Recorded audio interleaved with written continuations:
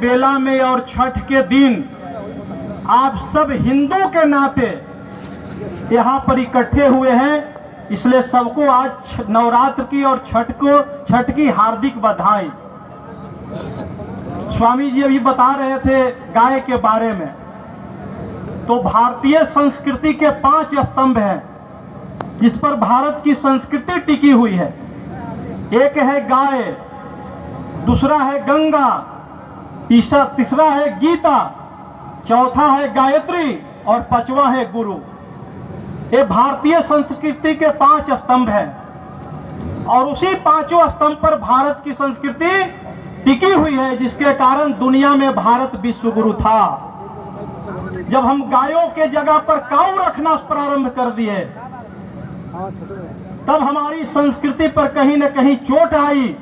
हम विश्व गुरु के पद से पदच्युत हो गए, हम कहीं न कहीं अंग्रेजों के पराधीन हो गए।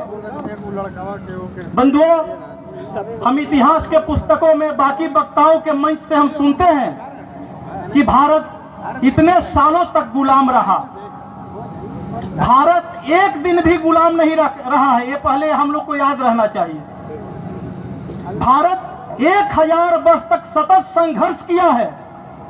गुलाम रहना अलग बात है, पराधीन रहना अलग बात है। गुलाम रहना यानी हमने गुलामी स्वीकार कर लिया, पराधीन रहना यानी हम सत्ता से हटे थे, हमने गुलामी स्वीकार नहीं किया है। इसलिए भारत के लोगों ने पराधीनता स्वीकार किया, गुलामी स्वीकार नहीं किया है। हमारे पूर्वजों ने 1000 वर्ष तक सतत संघर्ष किया, कहीं महाराणा प्रताप के रूप में, कहीं गुरु गोविंद सिंह के रूप में, कहीं छत्रपति शिवाजी के रूप में, आगे चलकर बाबू वीर कुंवर सिंह के रूप में, मंगल पांडे के रूप में, ऐसे भारत के कहीं पर सिद्धू कानू के रूप में, भैरव और चांद के रूप में हमारे पूर्वजों ने 1000 वर्ष तक सतत संघर्ष किया है। और 1000 वर्ष के सतत संघर्ष में 10 करोड़ लोगों का बलिदान हुआ है। ये आजादी 1857 और 1947 के बीच की विषय नहीं है बंधुओं। ये तो हमको 1857 में ही आजादी मिल जाती। जैसे अपना मंच युवाओं का मंच था, उस मंच पर युवा रहते हैं, जहां वहां उत्साह रहता है लेकिन अनुशासन नहीं रहता है। उत्साह था, मैं जब से आ रहा था उसी समय से देख रहा था, अनुशासन का अभाव था। हमको 1857 में ही आजादी मिल जाती, लेकिन हमारे ही परिवार के मंगल पांडे ने केवल जो तिथि तय था 31 मई, उससे केवल 20 दिन पहले यानी 11 मई को ही अंग्रेज अफसर पर गोली चला दिया, जिसका परिणाम 90 साल के बाद यह आजादी मिली। और 90 साल में 10 लाख लोग का बलिदान हुआ। पंजाब के अंदर जाइए, हरियाणा के अंदर जाइए, वहां 52वां इमली का पेड़ है। मैं पूछा कि ये 52वां इमली का क्यों नाम पड़ा? इस पर 52 लोगों को फांसी पर लटका दिया गया था। अंग्रेज अफसर जाते थे गांव में, दूधमुहे बच्चे जो मां जब दूध पिलाती थी उनके गोद से खींच करके और भाले के नोक पर उछालते थे। तोप के मुंह में एक साथ 10-10 बच्चों को बांध करके और उन पर टाइगर गोली दबाते थे। बच्चे धजी धजी उड़ जाते थे। बंधुओं, दे दी तूने आजादी बिना खड़ग बिना ढाल। एक खड़ग और ढाल से केवल आजादी नहीं मिली है, ये आजादी भारत के रक्त से सींचा हुआ है। कौन ऐसा गांव होगा जहां का कोई न कोई नौजवान इस भारत माता को स्वाधीनता कराने के लिए, स्वराज प्राप्ति करने के लिए उस परिवार का रक्त नहीं लगा होगा? ये सामान्य बात है, सामान्य बात नहीं है। हाँ, हम पर हमले 2 प्रकार के हुए। मुसलमानों द्वारा जो हमला हुआ उसको बोलते हैं शस्त्राघात। उन्होंने शस्त्र से घात किया। जब व्यक्ति शस्त्र चलाता है, घात करता है, तो हाथ कट जाता है, पैर कटता है, लेकिन मस्तिष्क काम करता है। उस शस्त्राघात में हमारे परिवार के लोग बहुत बलिदान हुआ। पैर हाथ कटे लेकिन दिमाग ठीक था। अंग्रेजों ने शस्त्राघात नहीं किया, अंग्रेजों ने प्रज्ञाघात किया। हमारे लोग को मस्तिष्क पर ही सुई देने का काम किया। इसलिए हमारे ही परिवार के लोग को पढ़ाने शुरू हो गया किताबों में कि भारत की खोज वास्को डी गामा ने किया था।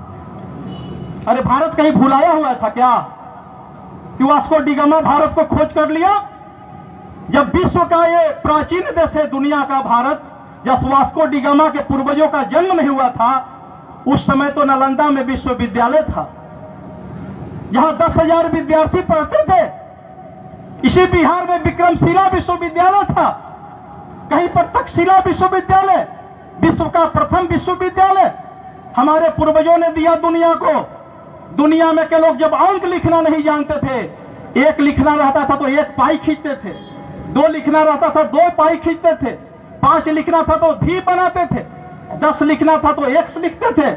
उस समय इसी बिहार के धरती पर आर्यभट्ट पैदा हुआ और दुनिया को अंक लिखना सिखलाया आर्यभट्ट ने सिखलाया। शून्य का आविष्कार किया, दशमलव का आविष्कार किया, आज दुनिया को अंक लिखना हमारे पूर्वजों ने सिखलाया है। और वो भारत का खोज वास्को डी गामा कर रहा है। दुनिया के हम विश्व गुरु थे। हमने नहीं कहा था दुनिया को कि मैं विश्व गुरु हूं। नालंदा विश्वविद्यालय से, विक्रमशिला विश्वविद्यालय से, तक्षशिला विश्वविद्यालय से जब विद्यार्थी पढ़ करके जाते थे विदेश में, रास्ते में उसका कोई मित्र मिलता था, वो पूछता था कहां से आ रहे हो, वही कहता था कि मैं गुरु देश से आ रहा हूं। उसने कहा गुरु देश, हमने नहीं कहा। दुनिया को धन धान से हमने परिपूर्ण किया है। दुनिया को कपड़ा पहनाना भारत ने सिखलाया है। विज्ञान के क्षेत्र में हो, जीवन जी ने सारा विषय रखा है। उद्योग के क्षेत्र में, कला के क्षेत्र में, जीवन जीने के क्षेत्र में हमारे पूर्वजों ने दुनिया को सिखलाया है। दुनिया का कोई देश कर सकता है क्या कि आपके बाप दादे हमारे देश में तराजू लेकर के व्यापार करने आए थे? आपके बाप दादा आपके देश, हमारे देश में तलवार लेकर के और विध्वंस करने आए थे? हमारे पूर्वज गए दुनिया के देशों में, ज्ञान का भंडार लेकर विवेकानंद गए। दुनिया के विद्वान एक तरफ और भारत का युवा सन्यासी 11 सितंबर 1893 में जब सिंह गर्जना किया शिकागो के मंच पर, बिना डरे विवेकानंद कहते हैं, ऐ दुनिया के लोगों कान खोलकर सुन लो,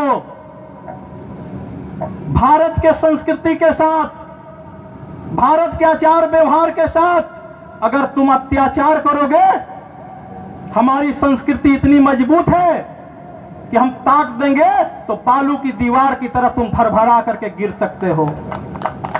हिंद महासागर की कीचड़ निकाल करके अगर तुम्हारे मुंह पर डाल दिया जाए, कीचड़ कम पड़ जाएगा, लेकिन तुम्हारे बाप दादों के पाप कम नहीं पड़ेंगे। बंधुओं, हमने दुनिया को ज्ञान का भंडार दिया। उसी अमेरिका के धरती के अंदर स्वामी जी से एक महिला आई, आकर कह रही है कि स्वामी जी मैं आपसे विवाह करना चाहती हूं। स्वामी जी को लगा कि हमसे और विवाह? उसने कहा कि हाँ आप ही से विवाह। हमसे विवाह क्यों करना चाहती हो? मैं चाह रही हूं कि हमारा जो पुत्र हो आप ही के जैसा तेजस्वी हो, आप ही के जैसा सुंदर हो। स्वामी जी अंग्रेजों से भी बढ़िया अंग्रेजी बोलते थे और अंग्रेजों से भी ज्यादा सुंदर थे। स्वामी जी उस मां को उत्तर क्या दे रहे हैं? मां, ये कोई गारंटी नहीं कि हमसे तुम विवाह करोगी तो तुमको पुत्र ही पैदा होगा, पुत्री भी हो सकता है, लेकिन तीसरी बात का मैं गारंटी दे रहा हूं, अभी से मैं तुमको मां मान लेता हूं और तुम हमको पुत्र मान लो। यह है भारत की दुनिया के अंदर संस्कृति। जिस कक्ष में सोए थे स्वामी जी, उनको बेइज्जत करने के लिए, भारत के सन्यासियों के परीक्षा लेने के लिए उस कक्ष में मध्यरात्रि में एक युवती गई और जाकर के पैर सहलाई। उसके शरीर पर कपड़े नहीं थे। स्वामी जी आंख खोले, देखे कि नवयुवती खड़ी है 20 साल के, जिसके शरीर पर कपड़े नहीं। स्वामी जी ने कहा कि मां तुम इतनी रात को यहां कैसे आई? मां कहकर संबोधन किया और अपनी पगड़ी खोलकर उसके शरीर को ढका। कहा कि रात्रि में महिलाओं को दूसरे के कक्ष में जाना ये उचित नहीं। यह है भारत के दुनिया में सन्यासियों का सम्मान।